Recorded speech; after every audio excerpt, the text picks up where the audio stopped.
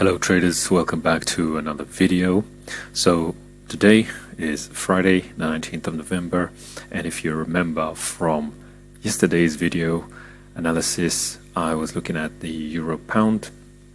We went through the euro dollar as well. Before that trade did its thing and it's now dropping at the end of the week. So I'm going to look at euro pound today and continue with that. So what happened here, I can see that we have had the break, the expected upward momentum, and I expected the market to go towards this first area and this second structure area here, which it did. It broke through this structure here, and I said that should the market retrace and come down to this level, then it would be the time to look for the market to go up. So which it did do a brief bounce, and now it's come back down. So for today, what I'll be looking at is, since we have not hit this structural point here, we have not hit the liquidity area. I do see many traders stop losses being here at these equal highs. We've got like a triple top here.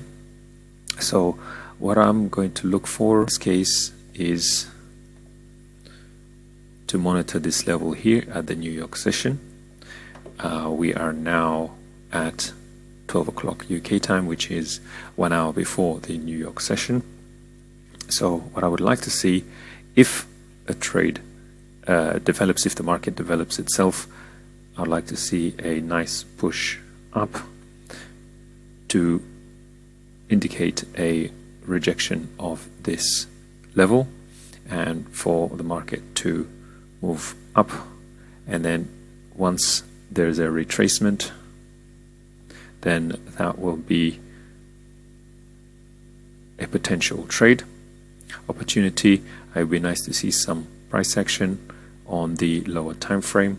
So this is the 1 hour. I'll be looking at the 15 minutes, and should there be a nice entry with a good price, a better price. So once the market breaks higher, does a little reversal, I still would like to focus on this level right here.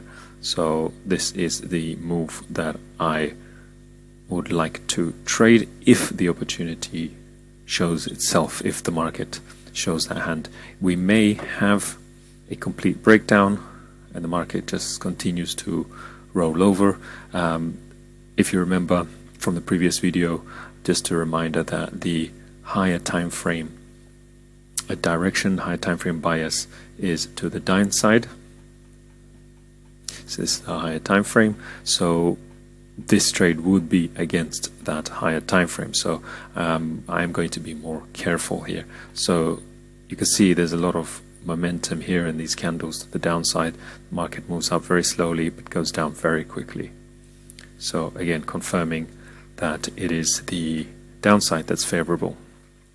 But in this case, I'm looking at this reversal trade. We do have this whole thing here, this whole range that's developed. The market has stalled between these price points. You can kind of draw a little box around it, but let's not get too complicated about it.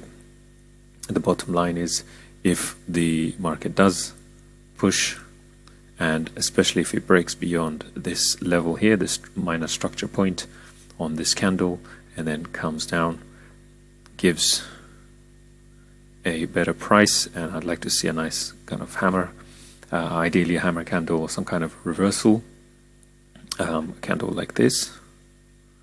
That would be a good signal for me, and only looking at this level, and it is the end of the week, so I am likely not going to hold anything. I'm going to make a short trade on this occasion. So that's the outlook technical wise, and let's just see whether we have any euro or pound news coincide with that. On Friday, we have had the euro speech here, which was the volatility earlier on with the price session that we just saw.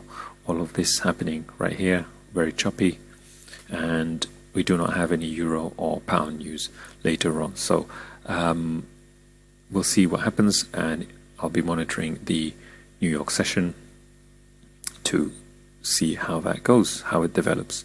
And if the market doesn't give me what I'm looking for, it doesn't produce the high probability setup, then I'm just going to stay on the sidelines and wait for another trade. So yeah, if that's the case, then so be it for today. Alright, so that's the little outlook for today. Happy trading. See you on the next video.